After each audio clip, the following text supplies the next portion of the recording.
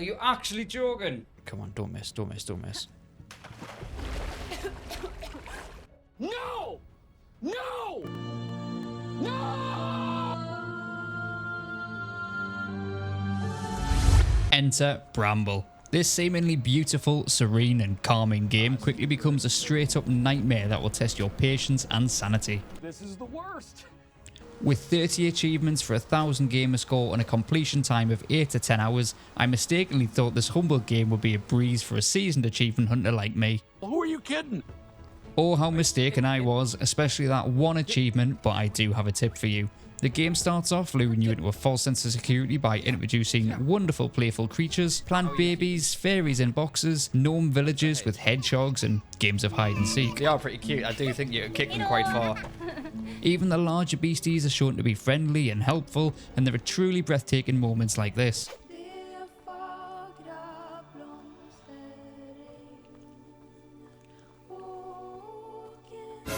But then it takes a dark turn. All of a sudden a troll appears, snatches your sister and hunts you down as you jump off a cliff to get away from it. Phew. That was close. Thankfully you make it, but from here on in it's dark, twisted and every single living thing seems to be trying to kill you, but sometimes it's just the controls that bring about your demise. With plenty of tricky platforming sections, deadly traps and some downright brutal scenes such as this one. Just when I got an achievement for saving all the gnomes, right before this happened. Oh no.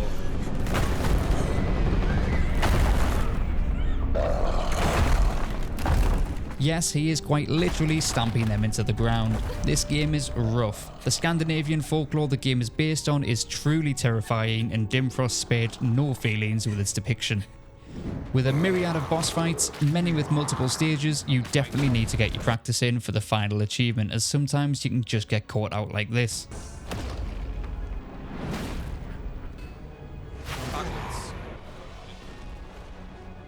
However, there are certain moments where the game does let you get some payback in an equally gruesome fashion.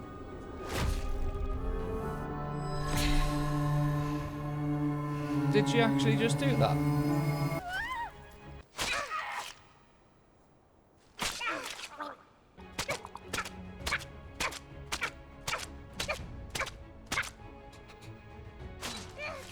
Well, well, well.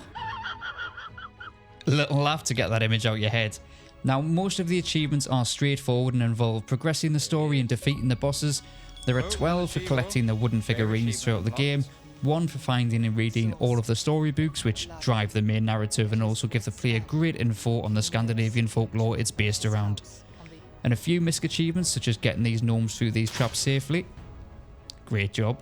1 for sacrificing this poor gnome to whatever beast lurked beneath. 1 for kicking an apple through a goal. And 1 for bouncing on some mushrooms. There's another for interrupting a certain party.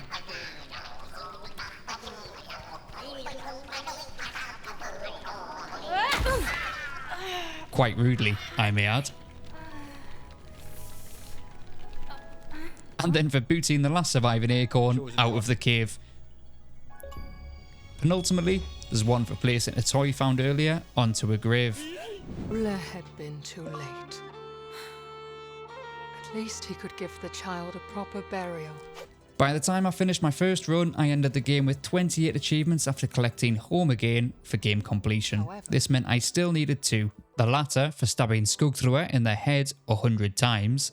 Yes, really. And the Survivor achievement. All in all, my first run took me 3 hours 19 minutes, which given my true achievements completion time of 10 hours 34 minutes, well, I'll let you do the maths on that one. I had no idea what I'd let myself in for. And now came the true test, the Survivor achievement.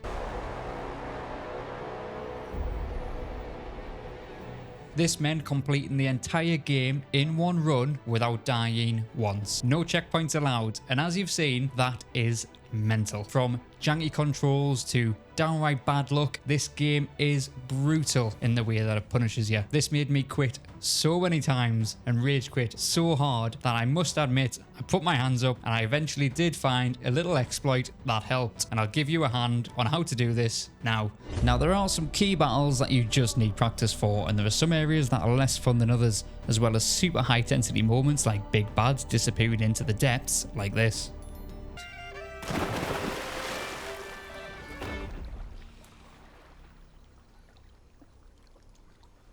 Oh no. No. Nope. Not today. And then reappearing to kill you. There's some janky controls that will very quickly see you off. Skills. And dare you get even slightly distracted, you will be punished. Oh, I got his back blown out there. Bramble will get you at the most unsuspecting moments, and the pressure of a deathless run really compounds the intensity. So once you've got your practice in and stop making silly mistakes like this, you can celebrate the little wins. You've got this. Yeah, we're good. Because they come few and far between. However, you will get through it, and with the tip I'm about to give you, you will be able to get there with at least some hair still intact. Next came the big bad, the Mountain King himself. Now, as a little taster of my frustration and just how brutal this was, every death here would have meant a full restart, and at first it did. But the knife, there's no consistency with how it's getting you. This knife? If there was an achievement for getting every death in this game, I certainly would have earned it.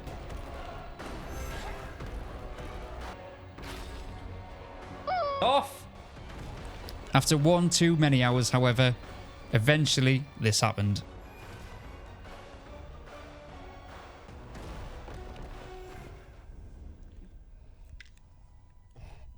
The bramble weakened. In The theory, Mountain King saw clearly for the first time that in should be it. centuries. And for context to my elation, here's a side-by-side of that final shot, with me on the right when I was playing for the first time, and on the left when I was playing on Survivor. King saw clearly Genuine for the relief first that time came in through this, and centuries. quite literal sweaty palms. Reminded him of his beloved son. All that was left to do now was wait for that final achievement to pop, which had me on edge for way too long after this emotional final scene.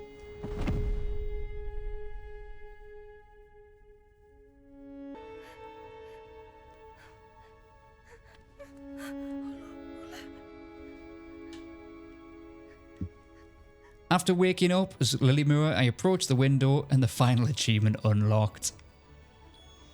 Survivor, with a 0.09 unlock rate for completing the game without dying.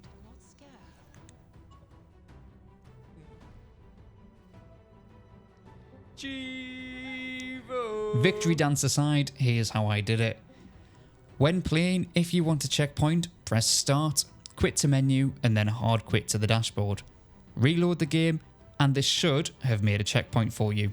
After that, when you die, go to the menu, press start, and go to manage game and add-ons. Go into your save data, delete from console, and then reload the game, and this should start you from the checkpoint. Do not hard quit upon death under any circumstance, as this absolutely will void you the achievement. It's not always perfect, and I did have to restart my game many times, but overall, this did work, especially for those really tricky boss fights, in particular the Mountain King. Overall, I had around 80 deaths across both playthroughs for a bit of context for you, and it took me 10 hours 34 minutes. I hope this has been helpful for you. The game itself's an absolute gem and I highly recommend it. If you like this style of content, please let us know in the comments below and keep an eye out for more videos to come. Happy hunting.